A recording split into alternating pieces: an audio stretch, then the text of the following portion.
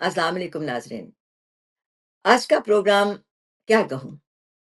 एक सहाफ़ी का इंटरव्यू है, एक रिपोर्टर का इंटरव्यू है या फिर क्या लफ्ज़ होने चाहिए जो इस इंटरव्यू के बाद आप मुझे बताएँगे कि इस शख्सियत के लिए मैं क्या लफ्ज़ इस्तेमाल करूँ? ये पाकिस्तान में दरअसल सहाफ़त की तकरीबन 8 दहाइयों के सफ़र की दास्तान है। ये वो ज़माना है जब सुबह का आगाज़ होता था अख़बार की सरसराहट से। फिर रेडियो पाकिस्तान की आवाज़ पूरे मुल्क में गूंजने लगती थी, जोर देती थी।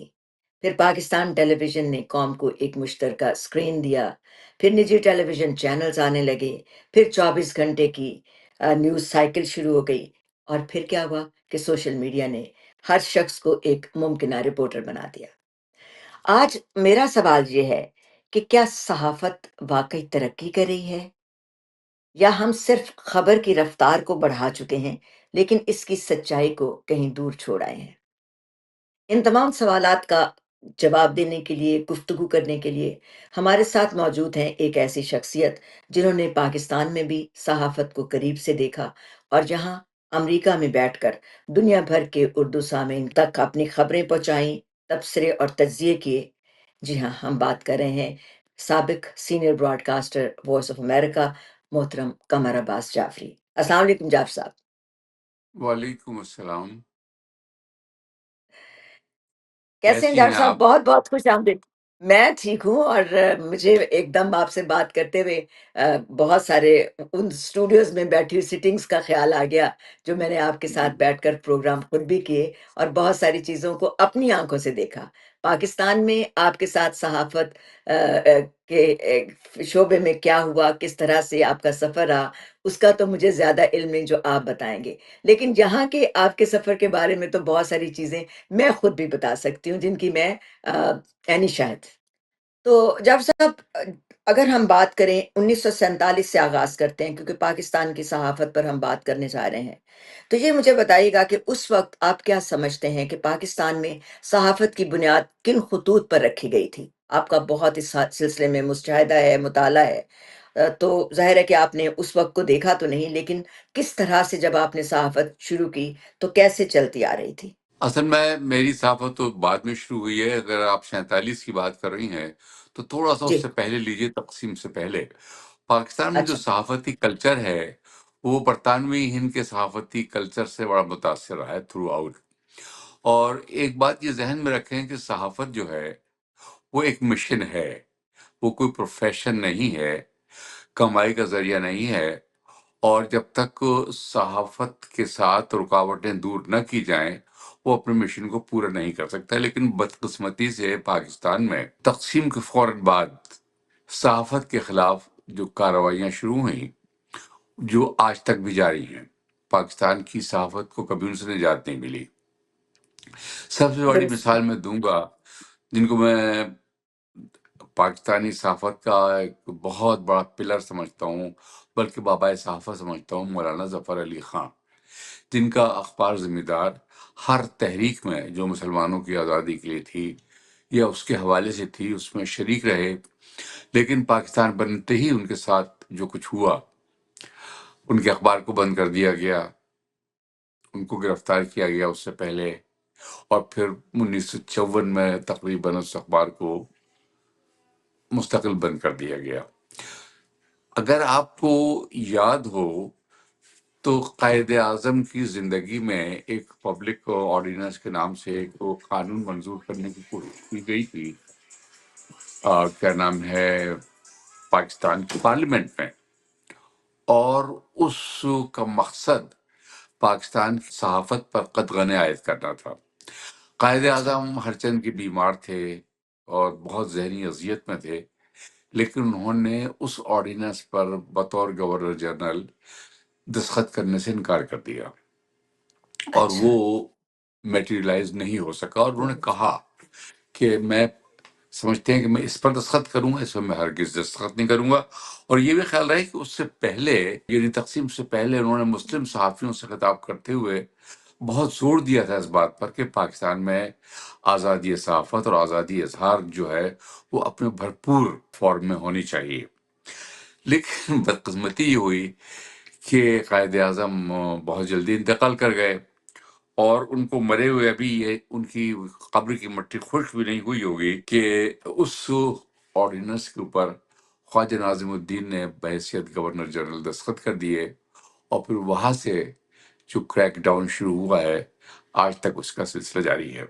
رکا نہیں۔ پاکستان میں صحافیوں نے بڑی جدوجہد کی ہے، اور اس جدوجہد کو جنرل ضیاء الحق کے مارشاء اللہ میں بڑی شدت سے نقصان پہنچایا گیا جب صحافیوں کو تقسیم کر دیا گیا۔ پاکستان میں صحافت کی بنیاد اصل میں انہی اصولوں پر تھی جو صحافت کے متعینہ اصول ہے، کیا اس کو ایک مشن کے طور پہ چلایا جائے، اس کے ذریعے وہ کام لیا جائے جو دوسرے ذرائع سے نہیں لیا جا سکتا، پبلک کی آگہی، پبلک کی ایجوکیشن کہہ لیجیے آپ، ان کو آگاہ کرنا کہہ لیجیے آپ، اور ایمانداری کے ساتھ جو حقائق ہیں ان کو پیش کر دینا۔ اور اسی بنیاد پر بہت سارے صحافی ایسے تھے جن کے خلاف بڑی شدید کارروائیاں ہوئیں، اور ان کو بڑی تکلیفوں کا سامنا کرنا پڑا۔ تو بدقسمتی یہ رہی پاکستانی صحافت کی کہ وہ کبھی آزاد نہیں رہی، اور آج بھی آزاد نہیں ہے۔ پھر اس کے بعد آپ نے دیکھا کہ بہت سارے مراحل آئے، الیکٹرانک میڈیا آیا، اور اب تو یہ سوشل رہی سے ہی کسر بھی پوری کر دی ہے۔ اچھا، آپ مجھے یہ بتائیے گا کہ جب جس زمانے میں آپ نے پہلے تو ہم چلے خود ہی آپ بتائیے گا کہ کب آپ نے اخبار سے اپنے کریئر کا یا اپنے اس کو پیشن بولتے ہیں اس کا آغاز کیا تھا، اور اس وقت کے اخبارات کے جو مدیر تھے یا اس کا جو ایڈیٹوریل ججمنٹ ہوتی تھی اس میں، اور آج جو مدیر ہیں، جو اخبارات کے مالک ہیں، ان کی ذمہ داریوں میں آپ کس طرح سے فرق محسوس کرتے ہیں، اور کس طرح سے اس کو آپ کمپیریزن اس کا کریں گے؟ میں نے 1966 میں، اپریل 1966 میں، میں ابھی کراچی یونیورسٹی میں ماسٹرز کا پہلا سال تھا میرا، تو میں نے اچھا جنگ اخبار جوائن کر لیا تھا ایز اے جونیئر رپورٹر، یا اپرینٹس کے لیجیے آپ، اور وہ میرے کیریئر کا باقاعدہ کیریئر کا آغاز تھا جی پروفیشن میں۔ اس دور میں اس وقت بھی دو قسم کے ایڈیٹرز ہوتے تھے اور دو قسم کے جرنلسٹ ہوتے تھے، لیکن جو ایک بڑی قسم تھی ان لوگوں کی تھی جو اپنے مشن کے ساتھ مخلص تھے، دیانتدار تھے، اور جرأت مند تھے۔ دیکھیے صحافت میں آپ اپنے مشن کو لے کے چل سکتے ہیں، لیکن اگر آپ میں کمزوری ہے، فطری طور پر آپ کمزور ہیں، تو آپ آگے نہیں بڑھ سکتے۔ آپ کو جرأت کا مظاہرہ کرنا پڑتا ہے، آپ کو اس بات کے لیے تیار رہنا پڑتا ہے کہ کل پتہ نہیں آپ کو کیا فیس کرنا پڑے گا۔ جہاں آپ درست۔ مصلحت پسندی آپ کے آڑے آ گئی، وہاں آپ کی صحافتی مشن کو ایسا دھچکا لگتا ہے کہ پھر وہ آگے نہیں بڑھ سکتا۔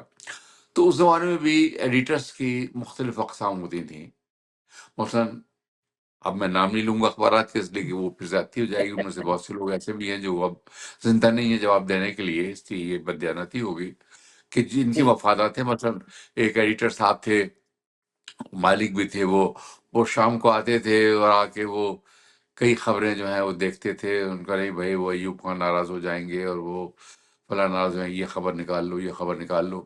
اور ایسے بھی ایڈیٹرز تھے کہ جو کسی بات کی پرواہ نہیں، مثلاً فخر ماتری جنہوں نے بعد میں حریت بھی نکالا، پھر ان کے ایک انگریزی کا لیڈر اخبار تھا، گجراتی اخبار تھے، جب انہوں نے حریت نکالا ہے تو حکومت تو اس قدر پریشان تھی ان کے اس اخبار سے کہ سارے حربے آزمائے گئے ان پر، لیکن انہوں نے سرنڈر نہیں کیا۔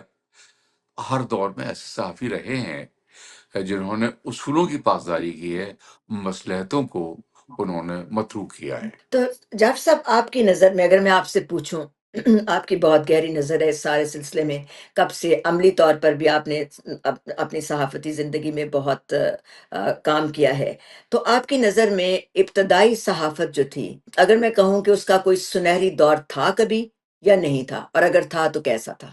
سنہری دور بالکل جو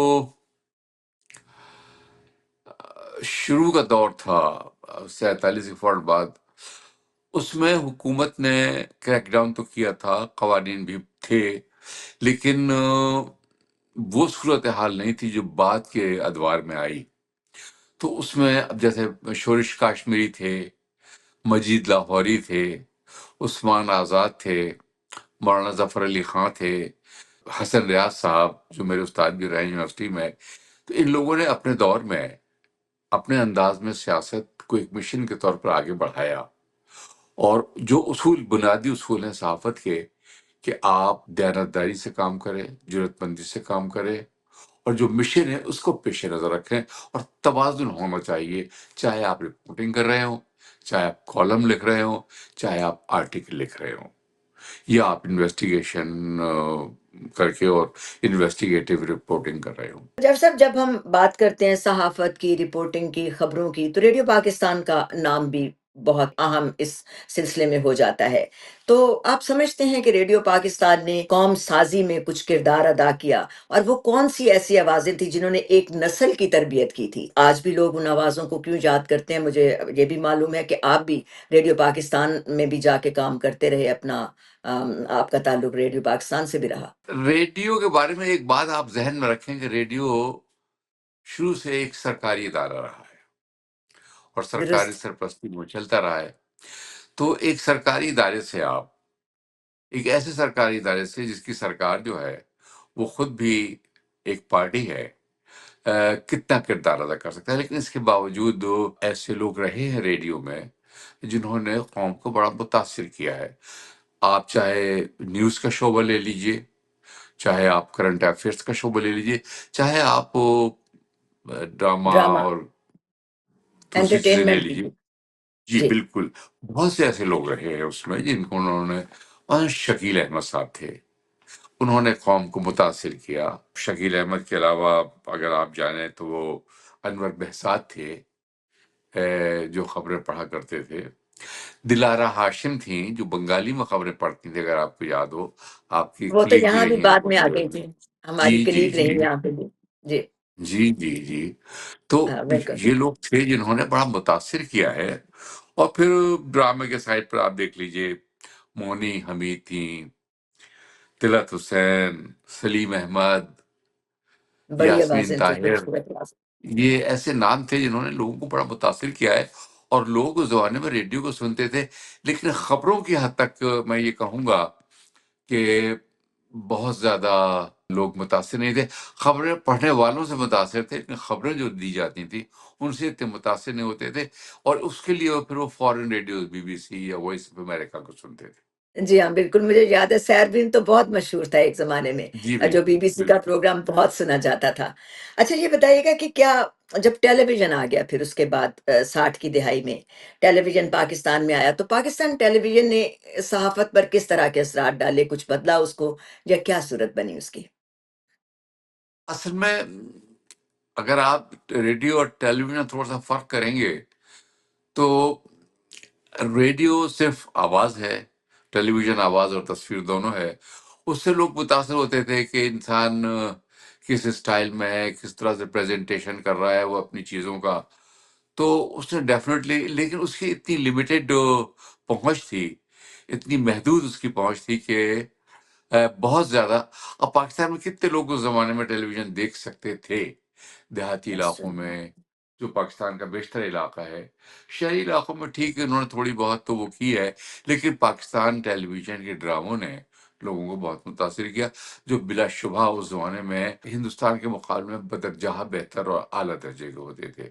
اور اس میں بھی بڑے اچھے لوگ تھے جنہوں نے بڑے کام انجام دیے ہیں وہاں پر. اگر آپ ان کے دیکھیں تو آپ کو پتہ چلے گا کہ ان لوگوں نے جیسی خدمات انجام دی ہیں، ایسی خدمات تو ہندوستان میں اگر آپ کمپیریٹیولی دیکھیں تو آپ کو نظر نہیں آئے گی. قوی خان ہے، ان کے ڈراموں میں دیکھیے آپ، عابد علی ہیں، راحت کاظمی ہیں، محبوب عالم، طلعت حسین، یہ بڑے بڑے نام تھے جنہوں نے جی بڑا متاثر کیا ہے ڈرامے کے سائٹ پر.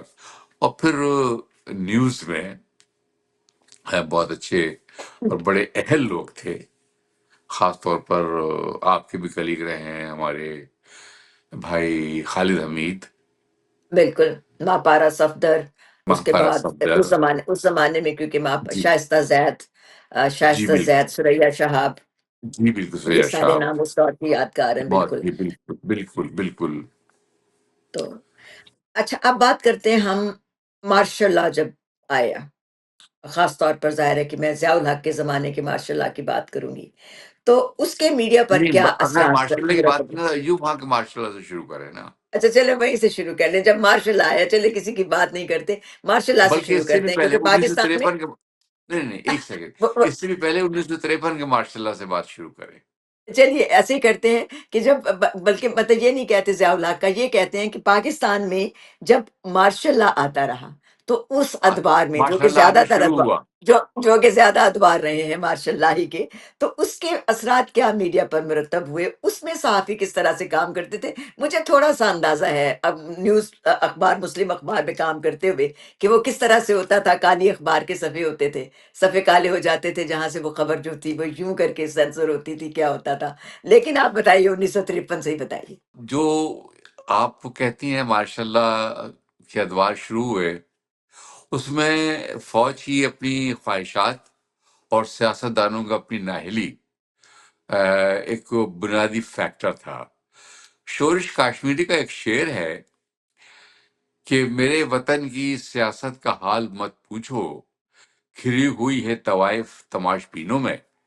تو یہ حال تھا پاکستان کی سیاست کا، جس نے انکریج کیا فوجی جنرلوں کی خواہشات اقتدار کو، اور وہاں سے ماشاء اللہ کا دور شروع ہوئے. پہلا ماشاء اللہ 1953 میں لگا جب وہ تحریک ختم نبوت شروع ہوئی، اور وہاں پر لاہور میں اس کے اطراف میں ماشاء اللہ لگایا گیا، اور جنرل اعظم خان جو بعد میں ایوب خان کی کابینہ میں وزیر آباد کاری بھی رہے، اس ماشاء اللہ کے ایڈمنسٹریٹر تھے. اور انہوں نے جتنا کریک ڈاؤن کیا اس زمانے میں جرنلسٹوں کے خلاف، اخبارات کے خلاف اور میڈیا کے خلاف، وہ اپنی مثال آپ ہے. تو یہ بتائیے گا کہ اخبار، ریڈیو، ٹیلی ویژن، ایک تو یہ کہ ان تینوں میں سے کون سا ادارہ کچھ طاقت رکھتا تھا، کچھ اس کی پاورز یا اختیارات کے حوالے سے کچھ تھا، یا پھر صحافی کی تربیت اس وقت کس طرح سے کی جاتی تھی، اور آج کے دور میں اگر ہم دیکھیں تو اس میں کیا کمی محسوس ہوتی ہے؟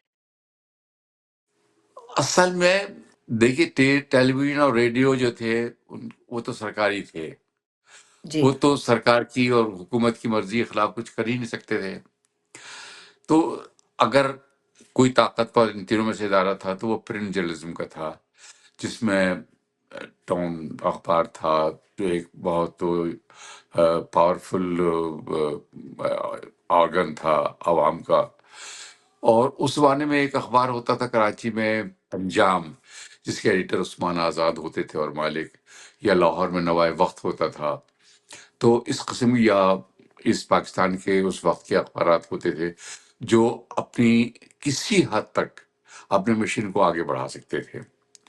اچھا لیکن صحافتی تربیت کے بارے میں اگر آپ بات کریں گی تو وہ جی صرف کام کر کے ہی تربیت حاصل کرتے تھے، کوئی باقاعدہ ادارہ نہیں تھا. مجھے یاد ہے جب 66 میں نے جنگ جوائن کیا ہے اور میں یونیورسٹی میں پڑھ رہا تھا، تو لوگ ہنستے تھے کہ اچھا جرنلزم میں ماسٹرز کی ڈگری بھی لی جاتی ہے، اچھا آپ یونیورسٹی سے پڑھ کر آ رہے ہیں، یونیورسٹی میں پڑھ رہے ہیں آپ جرنلزم. ارے بھائی، جرنلزم تو عملی صحافت کو کہتے ہیں، جب تک آپ یہاں کام نہیں کریں گے. میں نے کہا کہ بہت اچھی بات ہے، یقیناً کام کرنے سے ہی آدمی سیکھتا ہے، لیکن ایک تھیوری بھی ہوتی ہے ہر چیز کی. تو لیکن اس کے بعد جب پاکستان کے مختلف صوبوں میں جرنلزم کی تربیت کا سلسلہ شروع ہوا، جو ڈگریز ملنے لگیں لوگوں کو، پڑھ لکھ کر لوگ نکلنے لگے، تو انہوں نے صحافت کو ایک بالکل نیا انداز دیا. لیکن مصیبت وہی ہوئی کہ مالکان وہی پرانے تھے، ان کے مفادات وہی پرانے تھے. انہی مفادات کے تحت وہ اپنے مشن کو آگے بڑھاتے رہے، کمائی کے مشن کو، پبلک کے مشن کو نہیں، پبلک کو تعلیم دینے کے مشن کو نہیں، مسائل کو اجاگر کرنے کے مشن کو نہیں، بلکہ اپنی دولت میں اضافے کے مشن کو. تو 2000 کے بعد پاکستان میں نجی نیوز چینلز کی ایک طرح سے بھرمار ہونے لگی، ایک کے بعد دو، دوسرے تیسرے، اب تو پتہ نہیں جسے کہتے ہیں سوؤں کے حساب سے شاید ضرور ہوں گے یا درجنوں کے حساب سے تو ضرور ہوں گے. اس تبدیلی نے صحافت کو کیا دیا اور کیا کھو لیا، مطلب اس سے کیا چھین لیا؟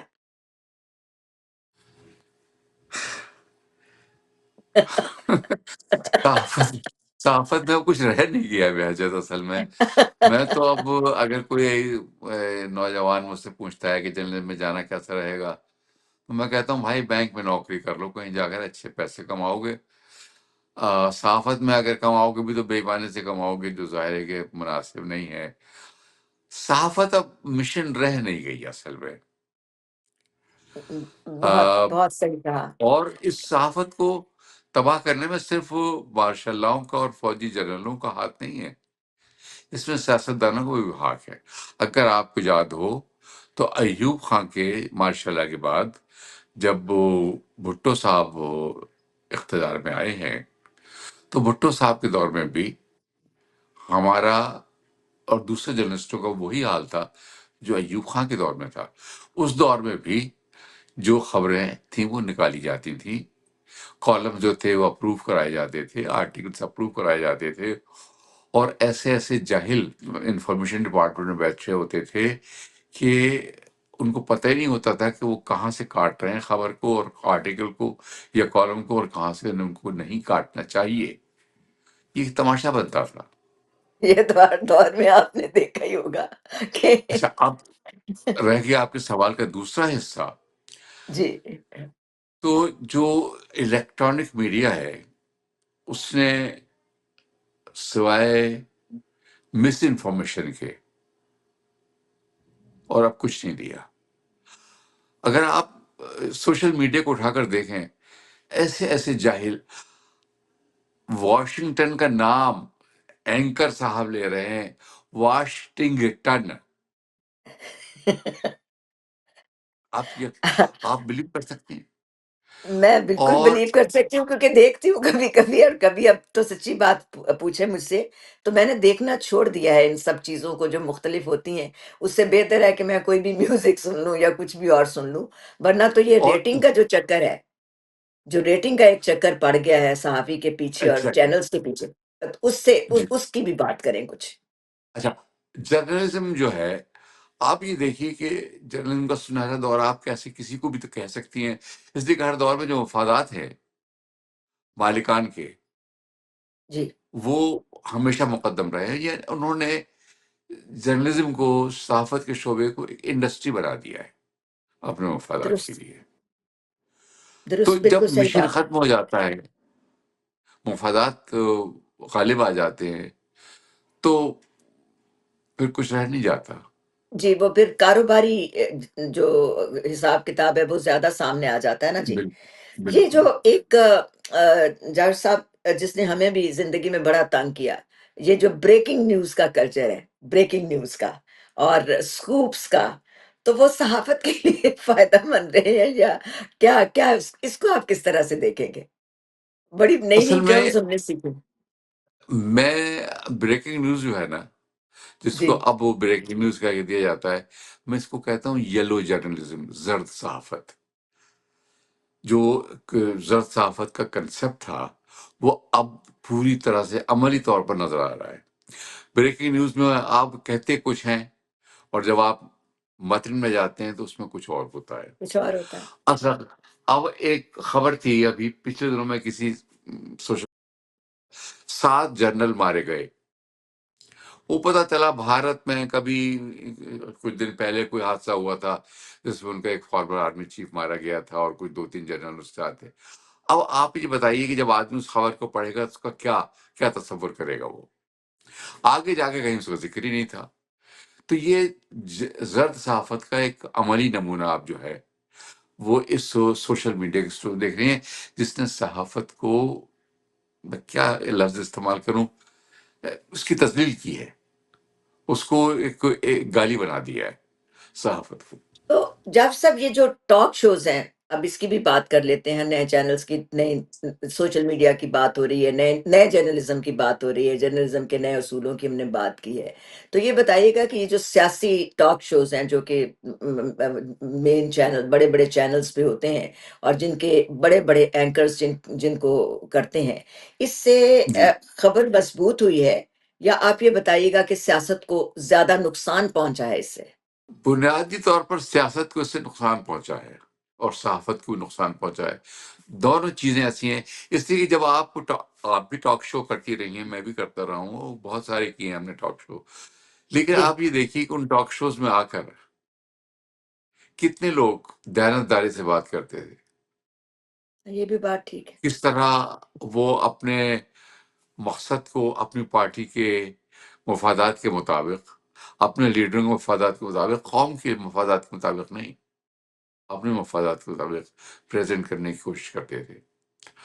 مطلب وہ ہے کہ میری جھکی ہوئی نگاہیں تلاش کرتی ہیں کوئی ہوں، ضمیر کا لہجہ، کوئی اصول کی بات. کوئی کہیں اصول کی کوئی بات. ضمیر کا لہجہ، اصول کی بات تو نظر ہی نہیں آتی نا آپ کو. ہر آدمی جو ہے وہ اپنے مفادات میں ہے. جرنلزم ایک بہت اچھا پیشہ ہے، بہت بڑا مشن ہے. عوام کو ایجوکیٹ کرنے کے لیے اس سے بہتر اور کوئی ٹول نہیں ہے. اور درست. پاکستان میں صحافیوں نے بڑی کوشش کی ہے. دیانتدار صحافی کتنے نام لوں میں، احمد علی خان، فرحاد زیدی، عثمان آزاد، ایسار غوری، سلطان احمد، اے ٹی چودھری.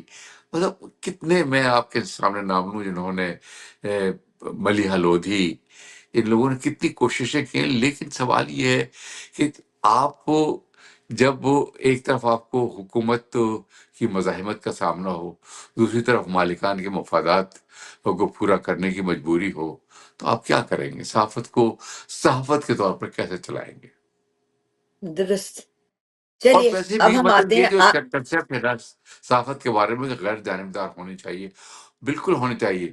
لیکن دنیا میں کہیں پر بھی آپ مغرب میں دیکھ لیجیے، امریکہ میں درست، دیکھ لیجیے، بالکل یورپ درست میں ہے. دیکھ لیجیے، غیر جانبدار صحافت کہیں بھی آپ کو نظر نہیں. لیکن اس کا ایک دور تھا، پیسہ اخبار، مولانا حسن ریاض کا اخبار، زمیندار اخبار، ان اخبارات کو آپ دیکھیے، اس زمانے کا ڈان جن کے اپنے ہاں، مفادات نہیں تھے، جو اپنے ایک مشن کے مطابق کام کر رہے تھے اور کرتے رہے.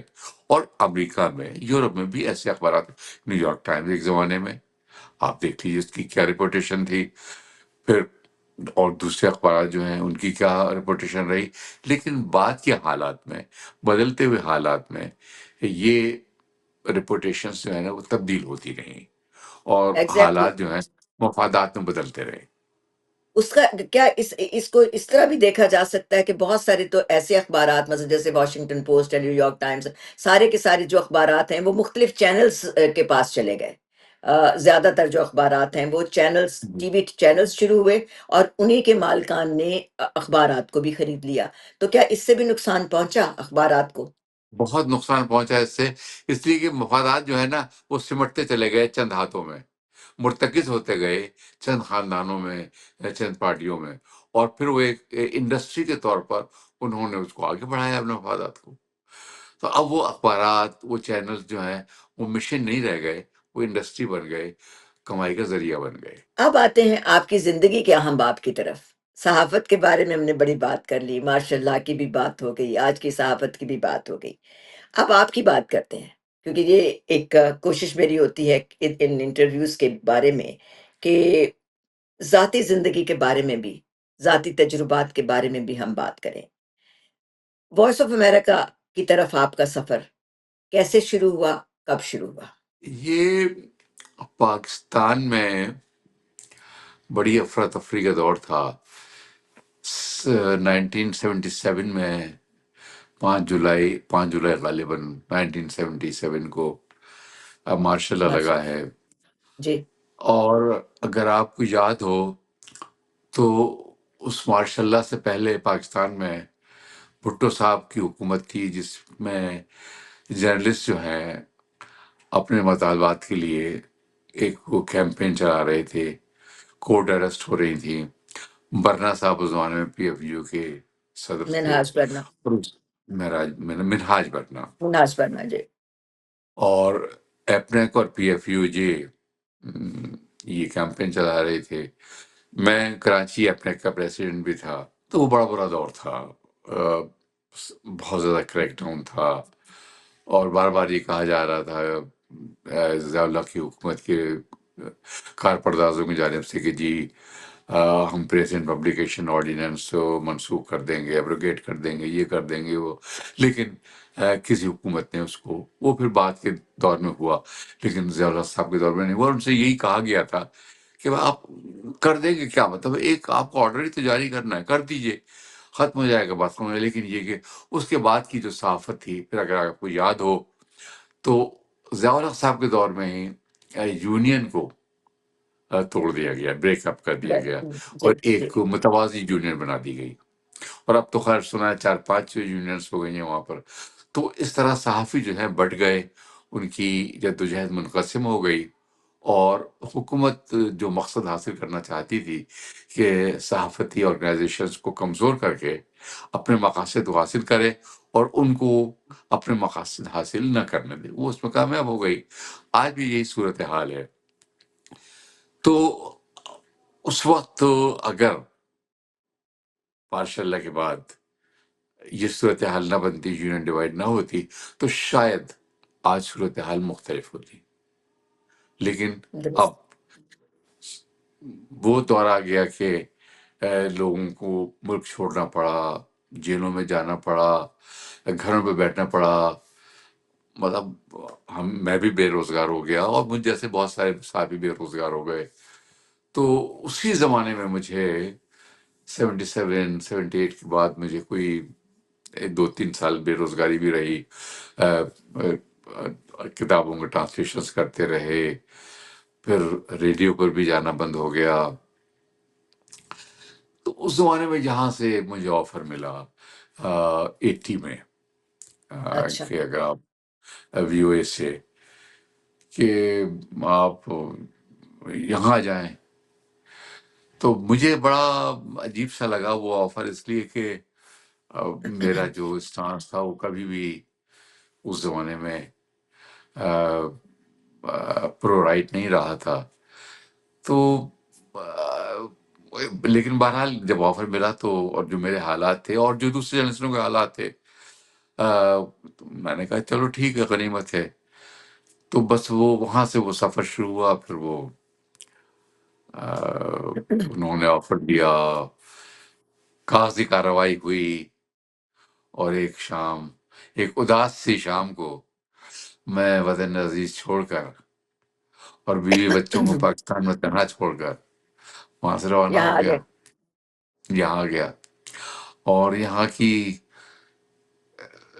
کیا بتاؤں، پہلی رات کیسی گزری میری۔ پوری رات میں جاگتا رہا۔ وہ ہمارے دوست تھے، ہمارے ساتھی تھے، کلیگ تھے مرحوم شوکت، ان کے یہاں ٹھہرے تھے، جنہوں نے ایئرپورٹ سے ریسیو کیا تھا۔ میں پوری رات سوچتا رہا کہ میں نے غلط فیصلہ کیا ہے اچھا اور مجھے واپس پاکستان جانا چاہیے۔ پوری رات میں یہ فیصلہ کرتا رہا۔ صبح اٹھ کے جب دفتر گیا تو میں نے وہاں اپنے کوئی دوست، نزاکت صاحب تھے، شوکت تھے، اور بھی ایک دو دوست، نجر زیدی مرحوم۔ میں نے کہا یار میں تو سوچ رہا ہوں کہ میں پاکستان واپس چلا جاتا ہوں۔ اور بھی سب نے کہا پاگل پنا مت کرو، بیوقوفی مت کرو، بالکل مت جاؤ۔ خیر ان کے اچھا، ساتھ کے اوپر وہ سلسلہ جاری رہا، پھر چلتا رہا، پھر وہ یہیں سے بیوی کے سفر کا آغاز اس ہوا۔ کا آغاز ہوا۔ اچھا مجھے یہ بتائیے گا کہ جب آپ امریکہ آئے تو امریکہ آ کر اس ادارے کے ساتھ کام کرنے کا تجربہ پاکستان سے کتنا مختلف تھا؟ بہت مختلف تھا۔ اچھا جب میں آیا ہوں تو اردو سروس میں آپ صرف وہ جو نیوز روم سے میٹیریل آتا تھا اس کو ترجمہ کر کے اور اچھا چلاتے تھے۔ وہاں انڈیپینڈنٹ رپورٹنگ کا، یا اپنے آپ کوئی کرنٹ افیئرس کا پروگرام کرنے کا، انٹرویوز کرنے کا کوئی کنسیپٹ نہیں تھا اردو سروس میں، اچھا، اس وقت نہیں تھا۔ نہیں یہ بالکل نہیں ایٹیز کی تھا۔ بات کر رہے ہیں آپ؟ ایٹیز کی؟ یہ 80s کی بات ہے، ارلی 80s کی۔ میں آیا ہوں 81 میں، اچھا اس وقت کی بات ہے یہ۔ تو مجھے وہ بڑا کچھ عجیب سے لگتا تھا، اور اس زمانے میں جو قیادت تھی اردو سروس کی، وہ بالکل وہی لکیر کی فقیر والی بات تھی کہ بس جو آ گیا وہ کرو۔ تو وہ تھوڑی سی وہاں پر جارحیت کا مظاہرہ کرنا پڑا۔ کچھ لوگ پاکستان سے آئے، کچھ لیڈرس کو انٹرویوز کیے، تو اس پہ ایک آدھ انٹرویو براڈ کاسٹ ہوا، اس پہ ہنگامہ ہوا، جواب طلبی ہوئی۔ لیکن پھر آہستہ اچھا آہستہ کنونس کیا جو امریکی آفیشلس تھے اور امریکی ایڈیٹرس وغیرہ تھے ان کو کہ یہ دیکھیے آپ جس ایریے کے لیے براڈ کاسٹ کر رہے ہیں جب وہاں کا نقطۂ نظر پیش نہیں ہوگا تو لوگ کیوں سنیں گے آپ کو. تو کنونس ہوئے. پھر اس کے بعد میں نے ہی سب سے پہلے انٹرویوز کا سلسلہ زیادہ تر شروع کیا. اچھا. پھر کچھ ویکلی پروگرام شروع کیے ایجوکیشن وغیرہ کے بارے میں، ایک دو پروگرام شروع کیے. بس پھر سلسلہ شروع ہوا. وہ لیکن مجھے اس لیے وہاں سے بہت مختلف تھا، مختلف تھا یہاں کا تجربہ. اور یہاں لگتا تھا کہ بس آپ خالی ترجمہ کرنے کے لیے بیٹھے ہیں. اچھا ایک بات بتائیے گا، کبھی لگا پورے اپنے پیچھے کیریئر پہ نظر ڈالیں، چاہے اخبار کی بات تھی، چاہے ریڈیو کا زمانہ تھا، چاہے ٹیلی ویژن کے ساتھ کوئی آپ کی وابستگی تھی، یا پھر یہاں وائس آف امریکہ کے ساتھ، کوئی ایسی خبر تھی جسے نشر کرنا آپ کے لیے آسان نہیں تھا؟ کچھ یاد پڑتا؟ نشر کرنا آسان نہیں تھا. اور ایک دفعہ میں نے ایک خبر پاکستان میں ایک خبر آ، جو خبر کا ایک اصول ہے اس سے ہٹ کر کسی مجبوری کی وجہ سے وہ خبر میں اچھا. نے بس کچھ سرکاری مجبوری نہیں، بس اپنی ذاتی مجبوری کی وجہ سے وہ خبر نشر اچھا. کی. اور اس کے نتیجے میں آ، کچھ لوگوں کو تکلیف اٹھانی پڑی. وہ مجھے بہت تکلیف دہ لگا. اور وہ خبر میرے لیے بعد میں ایک ایسی چیز بن گئی کہ جس پہ میں شاید زندگی کے اس دور میں بھی شرمندگی محسوس کرتا ہوں کہ وہ غلط ہوا تھا. اچھا. ایک اور اسی طرح کی بات کرتے ہیں. پاکستان اور امریکہ کے تعلقات کے اوپر آپ نے بہت رپورٹنگ کی، بہت سارے پروگرام بھی کیے. ایک زمانہ تھا مجھے یاد ہے کہ آپ لوگ یہ میں تو 2000 کے اوائل میں یہاں پہ میرا آپ کے ساتھ رابطہ یہ ہوا، یہ وائس آف امریکہ میں کام کرنے کا آغاز آپ ہوا. منزل تو اس شہود پر آئیں. ایگزیکٹلی.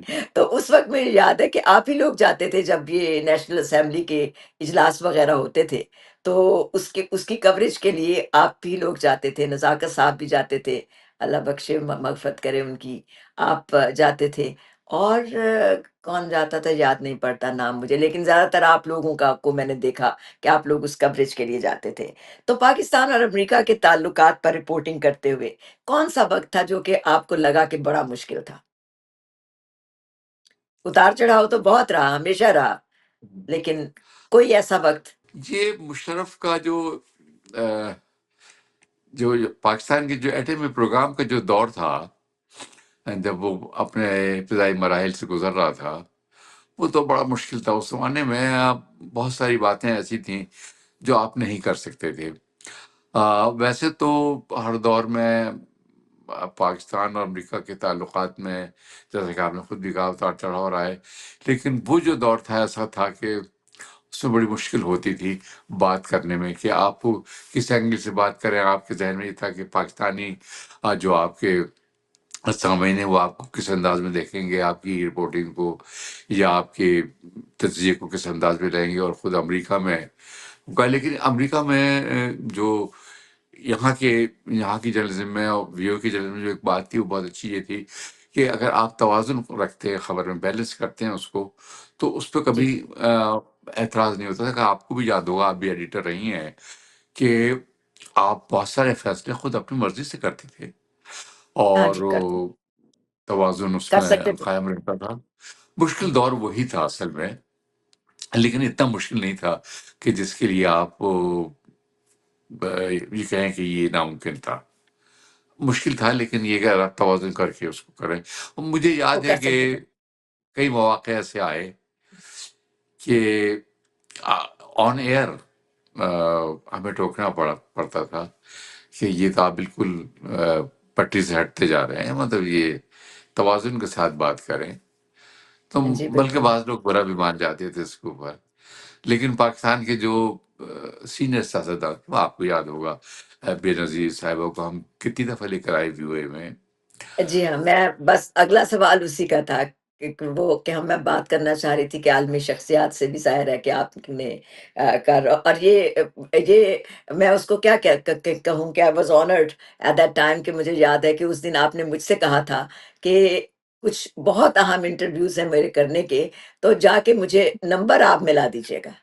آپ ان کو آن ایئر، اگر آپ کو یاد ہو تو آن ایئر ان کو لانے کے لیے، تو آئی اسٹل ریمبر کہ نواز شریف صاحب کو پہلے لیا ہم نے اپنے آپ کے اس پروگرام میں، اور اس کے بعد بے نظیر بھٹو صاحبہ کو بھی اسی پروگرام میں لیا۔ تو وہ مجھے بالکل خود سے یاد ہے، اور میں اس کی جسے کہ میں نے اینی شاہد ہوں اس بات کی۔ تو وہ کس طرح سے آپ نے سوچا تھا؟ کیونکہ مجھے یاد ہے کہ ابھی اس وقت تو وہ نہیں ہوا تھا، وہ جو ان کا آپس میں امن معاہدہ تھا، جسے کیا کیا کہتے تھے وہ، تو وہ، اور دونوں حیران ہو گئے تھے کیونکہ دونوں کو معلوم نہیں تھا کہ وہ آمنے سامنے آ جائیں گے۔ اصل میں اس سے پہلے لندن میں بے نظیر صاحبہ آئی ہوئی تھیں، تو میں انڈیا سے لوٹ رہا تھا، تو میں لندن میں ان کی ایک نیوز کانفرنس پہ گیا تھا، وہاں میری ان سے بات ہوئی تھی۔ اچھا، اس کے بعد جو میثاق جمہوریت تو مثال کی بے جمہوریت، نظیر جی میں، صاحبہ اور نواز شریف صاحب کے درمیان ہوا تھا، یہ اس سے پہلے کی بات ہے۔ ان اس دونوں سے کے پہلے کی درمیان بات ہے۔ کافی اختلافات تھے، ایک دوسرے سے یہ لوگ بات بھی نہیں کرتے، سلام دعا بھی نہیں کرتے۔ بلکہ اگر آپ کو یاد ہو تو نواز شریف صاحب نے اور نیر یہ بات کہی تھی، جاوید صاحب بہت شکریہ، آپ نے کم سے کم ہمارے تعلقات تو ٹھیک کرا دیے۔ تو بالکل، وہ جی، تو وہ دونوں کے بس لیے۔ میرے ذہن میں یہی آیا تھا کہ اگر ان دونوں مخالفین کو لے لیا جائے ایک دوسرے کے، تو پروگرام بہت اچھا ہو جائے گا اور بات بھی بن جائے گی، اور وہ اتفاق یہ ہوا کہ وہ ہو گیا۔ اچھا، جو آپ بات کر رہی ہیں نمبر ملانے کی، تو ان لوگوں کے بعض نمبر ایسے تھے یہ ہر ایک کو نہیں دیتے تھے۔ آئی نو، اب آئی نو، تعلقات کی بات ہے، وہ کہتے تھے یہ نمبر جو ہے یہ کہیں اور جی نہیں مجھے جانا معلوم ہے، چاہیے۔ میں نے وہ پرچہ آپ کو واپس کیا تھا کیونکہ اس لیے آپ کی یہ آپ کو ہدایت تھی کہ یہ پرچہ مجھے واپس اسی طرح کر دینا اس لیے کہ جیسے ہی جو نمبر کامن ملا دیں پروڈیوسر ہے وہ کسی اور ہوسٹ کے لیے جائے گا تو اس کے لیے بھی ملا دے گا، وہ ظاہر ہے اس کی ذمہ داری ہے، ملا دے گا یا ملا دے گی جو بھی گے۔ پروڈیوسر ہوگا یا جی، ہوگی۔ تو میں نے اس لیے آپ کو دیا تھا کہ یہ نمبر جو ہے یہ کسی اور کو نہیں جائے، اس لیے کہ وہ چاہتے نہیں کہ نواز شریف صاحب کا نمبر تھا یا بے نظیر صاحبہ کا ایک نمبر تھا۔ بی کا نمبر تھا، رائٹ رائٹ۔ بے تو نظیر صاحبہ کا تو میرے خیال میں کوئی 6-7 دفعہ میں ویو اے میں لے کر آیا ہوں، ان کی انٹرویوز ان کے کے لیے۔ انٹرویوز کافی رہے آپ کے ساتھ، بالکل۔ ہم اپنے دیکھنے والوں کو جو پروگرام اس وقت دیکھ رہے ہیں ان کو تصویریں بھی، آپ سے میں گزارش کروں گی کہ وہ تصویریں ہمیں ضرور بھیجیے گا جو بی بی کے ساتھ آپ کی بہجت میرے تصاویر ہیں۔ پاس صرف خزانہ ہے، ایک تصویر ہے اپنے پورے کیریئر میں، اور وہ بھی اس لیے کہ وی او اے کے اسٹوڈیو میں وی او اے کے فوٹوگرافر نے تصویر بنائی تھی۔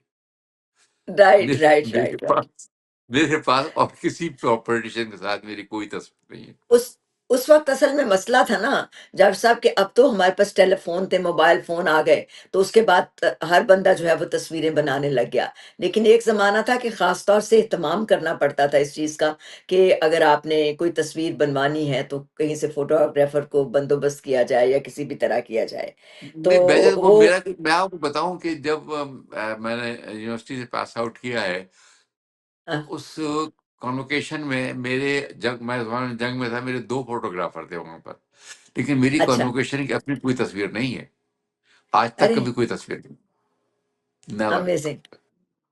یہ ہوتا رہا اس زمانے میں، ظاہر ہے کہ وہ آ، اس طرح کی سہولتیں نہیں تھی جو آج کی سہولت ہے کہ بیٹھے بٹھائے آپ بیٹھے ہوئے ہیں اور خود اپنی بھی تصویر لے سکتے ہیں، اور جہاں بیٹھے ہوئے ہیں اس سارے منظر پتہ کو بھی نہیں آپ وہ بھیج مجھے سکتے ہیں باہر۔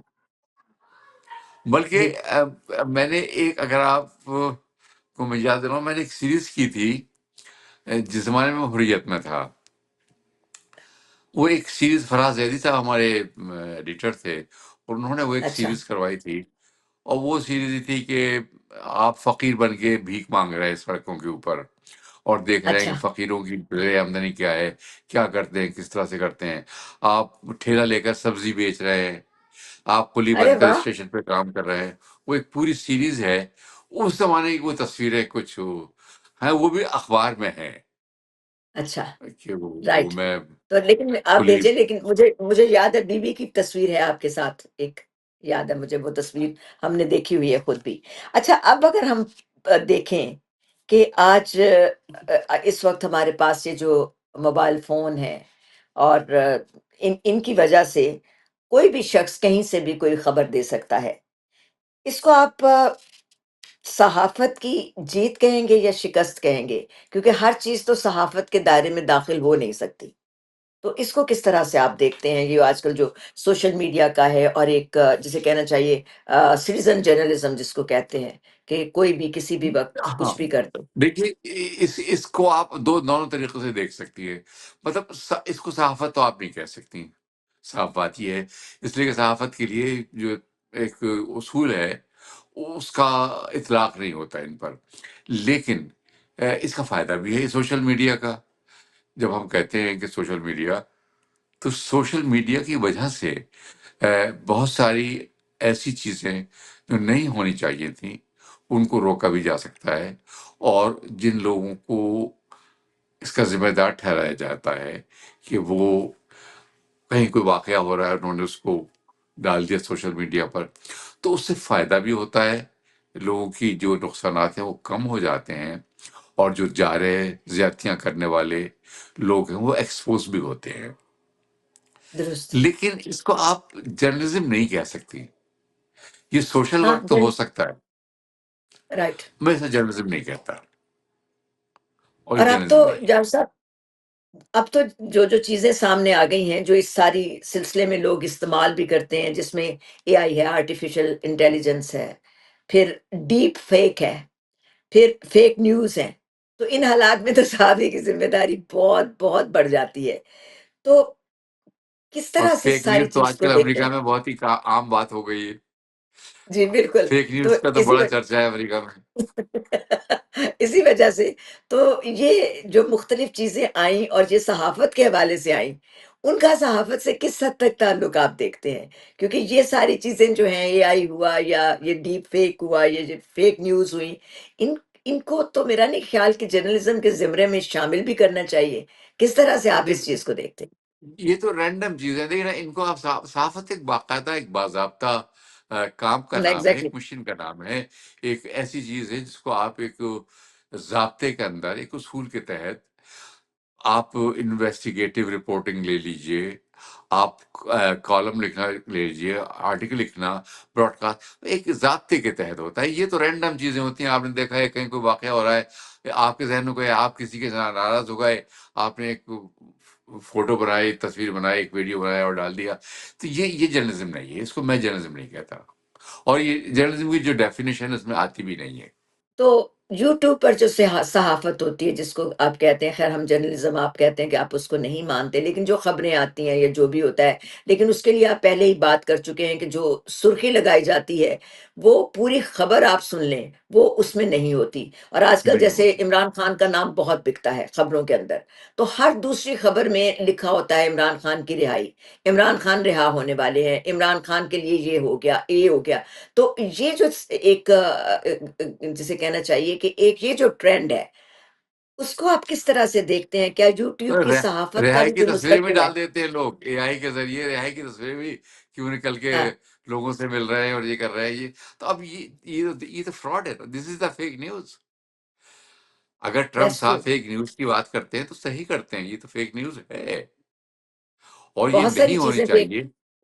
اس لیے کہ یہ جو آپ کی جرنلزم ہے، جو آپ کا مشن ہے، جو آپ کے اوپر بحیثیت ایک صحافی ذمہ داری عائد ہوتی ہے، یہ آپ اس کو پورا نہیں کر رہے. آپ اس سے اعتراض کر رہے ہیں، آپ اس سے گریز کر رہے ہیں، آپ اس کو بٹرے کر رہے ہیں.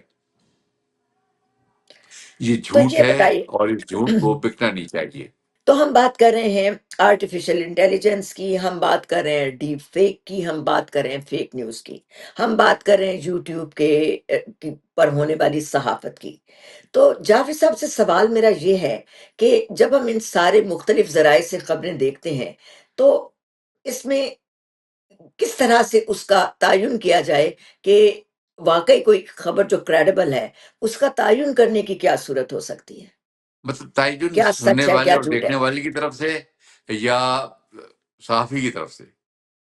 نہیں، مطلب صحافی تو خبر جو دے چکا وہ اس میں اس نے جو بھی کرنا مطلب تھا سننے کر والے دیا. کس طرح سے اس کو ٹریٹ سننے کریں. سننے والے کس طرح سے یہ دیکھیں گے کہ اس میں کس طرح سے وہ یہ جج کر سکتے ہیں کہ اس میں سچ کیا ہے اور جھوٹ کیا ہے؟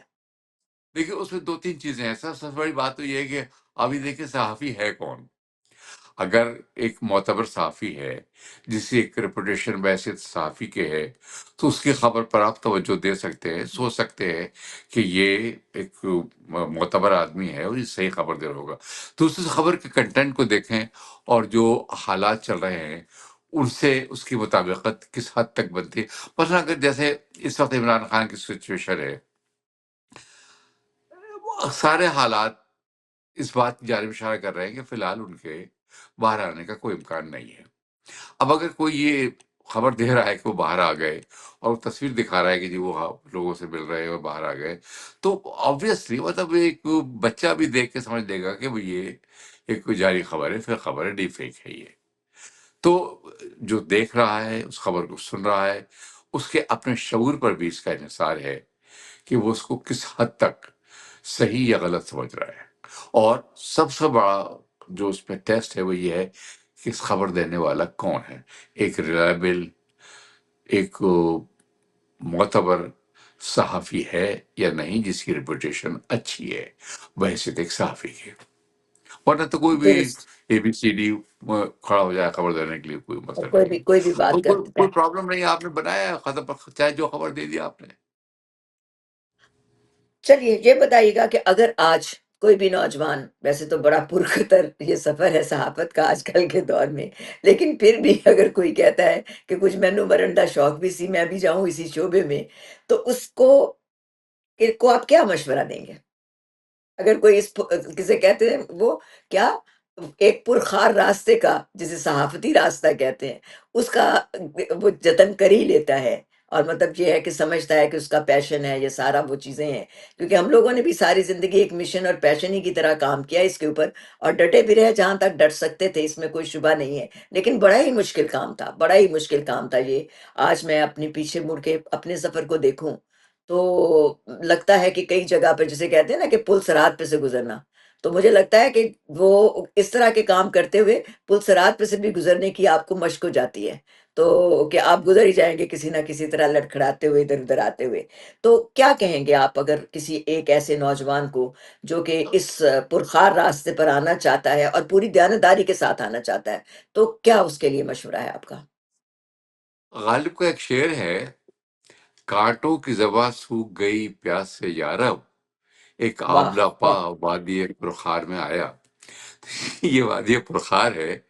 اگر کوئی آدمی اپنی جان، اپنی عزت اور اپنی خوشحالی کو داؤ پہ لگانا چاہتا ہے، تب تو تو وہ آ جرنلزم میں جائے۔ آئے، ورنہ تو پھر سوشل میڈیا جو ہے وہ اس کے لیے کافی ہے، اگر اس کا رجحان تباہ ہے اس جانب تو۔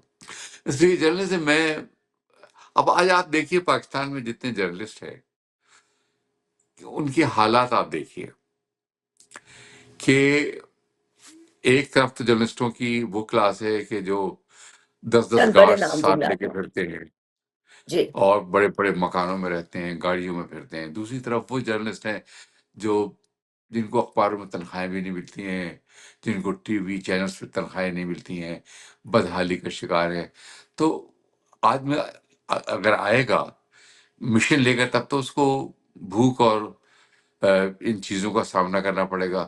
اور اگر وہ صرف عیش کرنے کے لیے آنا چاہتا ہے تو موسٹ ویلکم، اس کے لیے یہ ہے کوئی بھی وہ ٹی وی چینل شروع کر دے، الٹی سیدھی خبریں دینا شروع کر دے، فحش نگاری شروع کر دے، اس کا چینل بہت اچھا ہو جائے گا، بہت اوپر چلا جائے گا، بہت پیسے ملیں گے۔ یہ سلسلہ ایسے جاری رہ سکتا ہے۔ لیکن اگر آپ واقعی جنت میں آنا چاہتے ہیں تو میرا مشورہ یہ ہے کہ 10 دفعہ آپ سوچیں کہ آپ کو اس وادی پرخار میں بڑی تکلیف اٹھانی پڑے گی، بہت تکلیف اٹھانی پڑتی ہے۔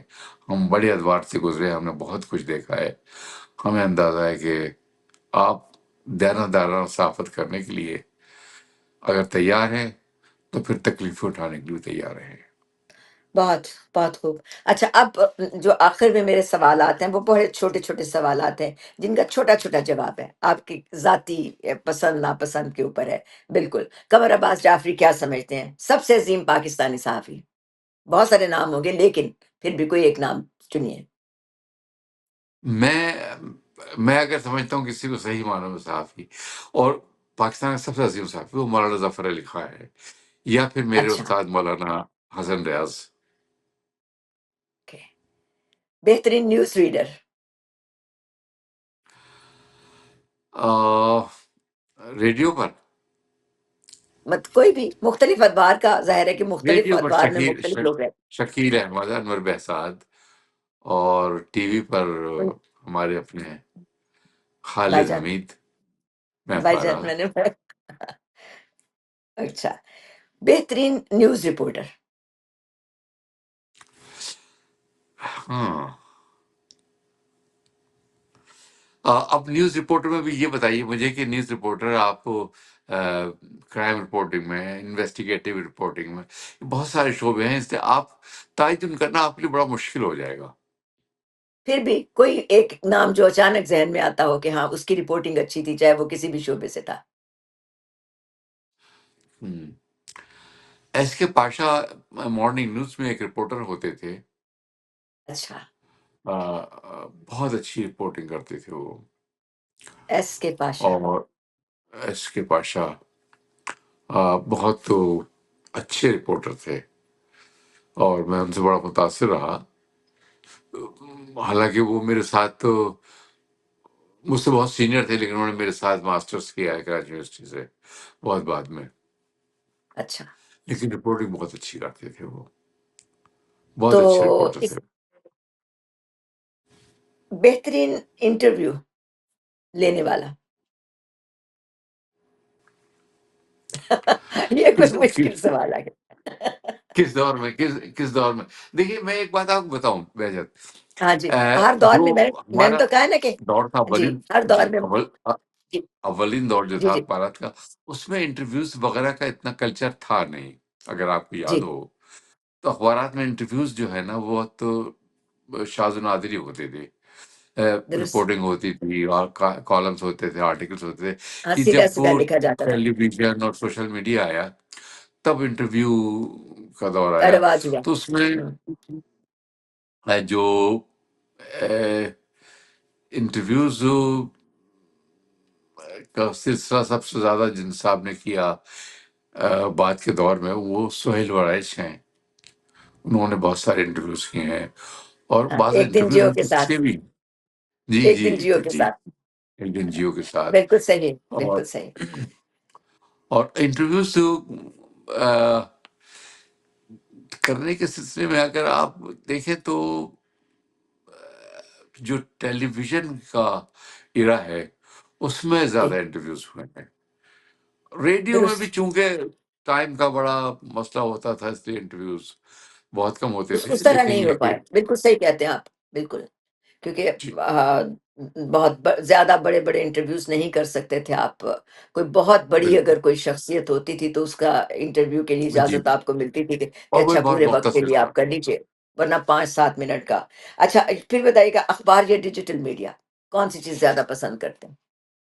میں ہاں جی، ذاتی طور پر پرنٹ میڈیا جو اب ختم ہو رہا ہے، جو اب دیکھیں اب پرنٹ میڈیا تو بالکل تقریباً نہ ہونے کے برابر، ریڈیو اور ٹیلی ویژن بھی اب آلموسٹ ہاں جی، زیرو ہوتے جا رہے ہیں، اور میرے خیال میں آئندہ درست، 15-20 سال میں یہ ٹیلی ویژن، اخبارات، یہ سب ایک اور شکل ہو جائے گی۔ جو ماضی کی تاریخ ہو جائیں گے اور کچھ نہیں رہ جائیں گے۔ وہ ہاں، سوشل میڈیا کا دور ہے، پھر وہ اے آئی، اب وہ ایک نئی جو چیز اس آ میں گئی نئی ہے اے جہتیں آئی، آئیں گی، جی نئی بالکل نئی نئی نئی جیت جہتیں لوگ بہتر، تلاش کر لیں گے، ظاہر ہے۔ بالکل بالکل اس تو وقت آپ کے خیال میں پاکستان کی سب سے بڑی خبر کیا ہے؟ ہاں، پاکستان کی سب سے بڑی خبر اس وقت اس کا انوالومنٹ مڈل ایسٹ میں جو ہے وہ سب سے بڑی اچھا، خبر ہے، اس لیے کہ پاکستان اس وقت ایک ایسے موڑ پر آ گیا ہے کہ ذرا سی بھی پالیسی مسٹیک پاکستان کے ڈیزاسٹرس ہو سکتی ہے۔ اگر اس وقت پاکستان اس جنگ میں الجھ گیا، جس کے امکانات بظاہر نظر آتے ہیں، سعودی عرب سے جن کا دفاعی معاہدہ ہے اس کے تحت اگر وہ یمن کے حوثیز کے ساتھ کسی جنگ میں الجھ جاتے ہیں جو تو وہ ظاہر ہے کہ ایران کے ایرانی ساتھ پراکسی ہے، تو یا وہ جو مشن ہے آ، اسرائیل کا، وہ پورا ہوتا ہوا نظر آتا ہے۔ وہ ایک ایسا پرفیکٹ ٹریپ پاکستان کے لیے سیٹ ہو گیا ہے کہ پاکستان بالکل جاتا ہوا نظر آ رہا ہے اس میں، اور ایک مرتبہ پاکستان اس میں الجھ گیا تو آپ ہم، یقین کریں کہ ہندوستان اور افغانستان پاکستان کے لیے ہیوک کریٹ کر دیں گے، اور یہ کر اس وقت سکتے ہیں بالکل۔ پاکستان نے اگر ذرا سی غلطی کی، بہت بہت نازک موڑ ہے پاکستان کی تاریخ کا یہ، میں نہیں سمجھتا کہ اس سے نازک موڑ پاکستانی تاریخ میں کبھی آیا ہے۔ تبھی آیا تھا۔ اچھا، ایک لائٹر سوال، کوئی ایسی شخصیت جس کا انٹرویو نہ کرنے کا آپ کو افسوس ہے؟ آپ کا انٹرویو نہیں کیا میں نے کبھی، نہیں، آج آپ کا اور میرا ساتھ ساتھ انٹرویو ہو رہا ہے نا جی، اور میرا اور بلکہ آپ آپ ہی کا تو میرے انٹرویو بہت کر رہی۔ اور بہت بہت لمبا ساتھ رہا آپ کے ساتھ، میں نے بہت سارے پروگرام کیے ہیں۔ یہ امریکہ ہے جو میں چاہوں گی کہ کسی وقت آپ میرے ساتھ بھی ایک چھوٹا سا پروگرام شروع کریں، اور ہم لوگوں کے سامنے اسی اپنے جو پرانے پروگرام کرتے تھے اسی کے حساب سے کوئی اور پروگرام کریں۔ امریکانہ کرنے کی بڑی وہ ہوتی تھی نا، تو یہ امریکہ ہے پروگرام، مجھے یاد ہے بہت سارے سال میں نے آپ کے ساتھ کیا، اور اس کی اسکرپٹ بہت اچھی جس ہوتی میں تھی، ایک دفعہ مجھے میں نے آپ بالکل کا یاد نام بھی تبدیل کر دیا تھا، یاد ہے آپ کو؟ ہے۔ بالکل یاد ہے وہ کیا نام تھا، Khujasta, Khujasta, I very remember good. That, جی جی جی۔ آئی ریمبر دیٹ، آپ نے مجھے پیسے جلانی کی بجائے خجستہ جلانی کہا تھا، تو لیکن یہ بہت بالکل 2002 کے کی بات ہے۔ تو اچھا، کتابیں آپ بہت پڑھتے ہیں یہ مجھے معلوم ہے، بلکہ آپ کی کچھ کتابیں میرے پاس ہیں بھی، تو ایک کتاب، کوئی ایک کتاب جو ہر صحافی کو پڑھنی چاہیے۔ بہجت کتابیں تو بہت ساری ہیں، لیکن ایک دو کتابیں ہیں جو پڑھنی چاہیے صحافیوں کو عام طور پر۔ ایک تو میں ریکمینڈ کرتا ہوں، یہ ایک کتاب ہے the elements of journalism by Bill Kovach and Tom Rosenstiel. یہ بڑی اچھی کتاب اچھا ہے جرنلزم کے لیے، بہت عمدہ کتاب ہے، اس کو پڑھنا چاہیے۔ پھر ایک یہ ہے پبلک اوپینین اچھا، بائی واٹر لپ مین، یہ بڑی اچھی کتاب ہے۔ اور بہت سے پاکستان میں بھی کتابیں ہیں کئی ایک، لیکن یہ دو ایک کتابیں بڑی بنیادی سی ہیں، ان کو اگر آپ پڑھیں تو آپ کو بڑی جرنلزم معلومات کے حاصل۔ شعبے میں مدد مل سکتی ہے۔ تو جعفر صاحب، چلتے چلتے آپ سے یہی وعدہ لیتی ہوں کہ آپ انشاءاللہ جلدی ہی ہم کوئی ایسا پروگرام شروع کریں گے جس میں تفصیل سے بات ہو ہر ایک دور کی، چاہے اس میں صحافت کی بات ہو یا پاکستان کی مجموعی صورتحال کی۔ تو ہم کوشش کریں گے کہ اپنے سننے والوں تک کوئی 10 ایک منٹ کا پروگرام کر کے ہفتے میں کوئی ایک دن یا 2 ہفتے میں ایک دن کسی دن کر کے تو یہ پروگرام ہم ضرور پیش کریں۔ اس لیے کہہ رہی ہوں تاکہ آپ اس کے بعد پھر آپ کے پاس گنجائش نہ ہو ادھر ادھر نکل جانے کی، تو آپ اس کو ہمارے لیے وقت ضرور دیجیے گا۔ تو نہیں، آج کی جی، اب میں بالکل جو آپ چاہیں جو شروع کر دیں، آپ جس طرح سے چاہیں گے کر لیں گے، اس میں کیا ہے۔ ہم تو پہلے بھی آپ کے کہنے میں پروگرام کرتے رہے، ہم بھی کر لیں گے، اس میں کیا ہے۔ بہت شکریہ۔ آج کی گفتگو سے جار صاحب ایک بات تو واضح ہو جاتی ہے کہ صحافت جو ہے وہ صرف خبر دینا ہی نہیں ہے، بلکہ قوم کی اجتماعی یادداشت ایک ہوتی ہے، اس کو محفوظ رکھنا بھی ہے۔ اس کو محفوظ کرنا، آنے اس والی کو نسلیں، ایجوکیٹ کرنا، مسائل بالکل، کی نشاندہی کرنا اور مسائل کے حل کو پیش کرنا، اور اس پر عمل کروانے کے لیے حکومت پہ جی، دباؤ ڈالنا بھی ہوتا ہے۔ بہت اگر آپ ضرورت ہوتی معاشرے ہے۔ کو اصلاح کی طرف نہیں لے جائیں گے، اس کی خرابیوں کو اجاگر نہیں کریں گے، تو معاشرے کی تعمیر نہیں ہو سکتی۔ یہی صحافی کی درست، بنیادی ذمہ داری ہے۔ یہ کوئی آپ سیلف گارنٹی نہیں ہے، بلکہ یہ آپ کا کام ہے، آپ اسی مقصد کے لیے اس شعبے میں آئے۔ بالکل صحیح ہے۔ آم، آنے والی نسلیں شاید ٹیکنالوجی ہم سے بہت بہتر جانتی ہوں گی، جیسے کہ سوشل میڈیا بہت کی بہتر بہت ہے، ساری چیزیں ہوں گی ڈیفینیٹلی۔ جس کی ہم نے بات بھی کی ہے، لیکن اس کے ساتھ ساتھ ایک بات تو سمجھنے کی ہے کہ اگر سچائی، دیانتداری یا پھر عوامی خدمت کا جذبہ اگر ختم ہو جاتا ہے تو پھر تو صحافت صرف شور ہی بن کر رہ جاتی ہے، جو کہ جگہ جگہ سے آپ کو ملے گا وہ شور ہوگا۔ تو آپ کا میں بہت شکریہ ادا کرتی ہوں کہ آپ نے زندگی کے تجربات بتائے، یادیں اور اپنی ساری جو بصیرت انگیز سفر ہے آپ کا، وہ سارا ہمارے ناظرین کے ساتھ شیئر بھی کیا۔ تو جاوید صاحب بہت آپ کا شکریہ آپ کا بےحد بھی بہت اور شکریہ۔ عائزہ کا بھی کہ انہوں نے زحمت کی شو کو ریکارڈ کرنے کے لیے۔ ان کی میں نے بہت ساری اسٹوریز دیکھی ہیں، بہت اچھی رپورٹنگ کرتی ہیں۔ اللہ ان کو اور ترقی دے اور زیادہ آمین، کام کرے آمین۔ مجھ سے۔ تو آئی ایم بالکل، ویری بالکل، امپریسڈ ود میری بھی ہر۔ ان کے لیے بہت دعائیں ہیں، میری بھی ان کے لیے بہت دعائیں ہیں۔